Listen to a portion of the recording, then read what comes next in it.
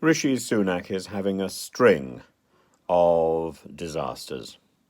His levelling up campaign, the majority of his levelling up grants were given to people in the southeast, not in even in the Midlands, or certainly not in the north of England and the UK. So how was this levelling up? Secondly, in his little speech or promotion, he was caught travelling in a car without a seatbelt on, something that should generate a £500 fine. Evidence clearly from the moving background behind him, unless he was all green screened, which of course he could claim. And then there's the cake.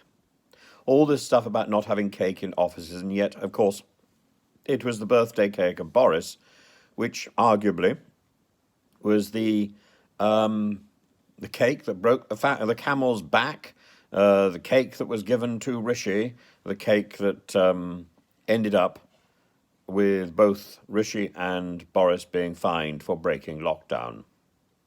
So yes, cake probably is bad. Let them eat cake, I would say, rather than mess up this levelling up programme, rather than constantly be caught out saying one thing and doing another. You know, if government ministers do not take proper advice from people who are in a position to offer advice, or if they're taking advice from twits who simply don't know what they're doing, then we are in a very, very poor situation. And if Boris and Rishi are constantly fouling up their public relations opportunities, then clearly they don't have somebody of any skill behind their office. Clearly all those people, all those lackeys, are just yes men and yes women who are simply not up to the job.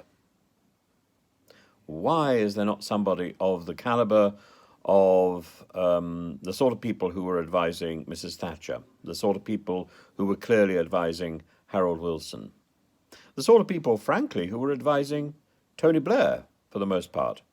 Why are these people so lacking in the politics of today? Or is it that the senior politicians that have existed since David Cameron think that they know everything? The Boris Johnsons. Boris Johnson, he who is so redolent, so full of arcane, esoteric knowledge, and has made a habit, like I have, of spouting it whenever he can, because it sort of hides the fact that he doesn't really know what he's talking about.